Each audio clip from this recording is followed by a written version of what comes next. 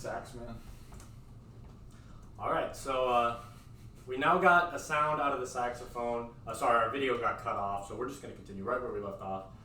Okay, great. So now you know G. Right. So remember Three right here, right? Yep. And you're going to actually skip the little ones. Put your first finger right there. Skip the little guy. Little guy. Or that one. Yes, absolutely.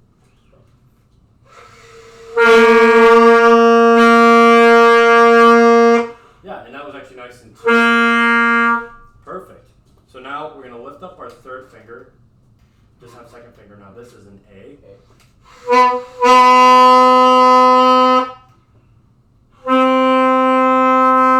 And then just use our first finger now, and this is going to be a B.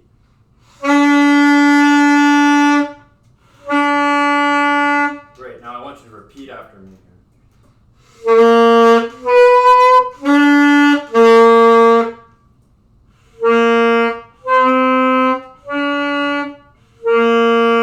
Perfect. Great. So G, A, B.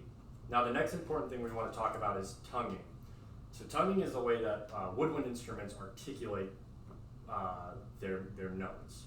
So it's just like in the English language when we articulate. It's our way of cutting off notes. Oh, okay. So think about like a hose. If you're running water through it and the water's spraying out, and then all of a sudden you just turn it off and it just stops. Okay. You just put your hand over it. I think that might be a better example. That's exactly what's happening here. It's not an airflow thing. It's a getting your tongue in the way of the air. So even if you can do it without even having the saxophone up to your mouth. If you blow air and then stick your tongue right in that little space. Basically, like you control how much air you're allowing. Exactly. And it's all done with your tongue. Okay. So you don't want to change your airflow. A common mistake with entry-level players is they just use their air. Yeah, it's with the tongue. And it's with the tongue. Okay. So go ahead and I actually want you, before even putting the instrument, I want you to repeat this after me. We're just going to do this 4 times. What are you doing again?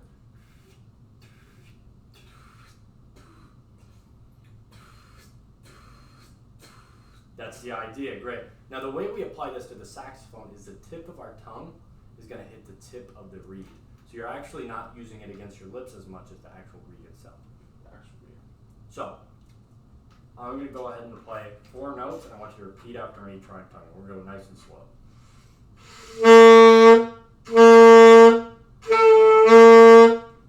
Go ahead.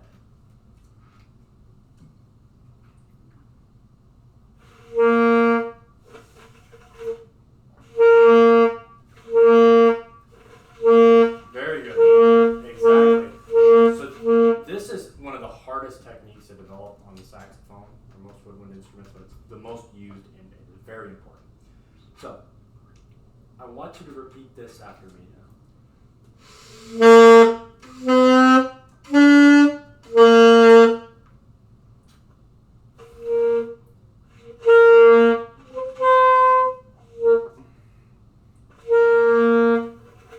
Like using the tongue?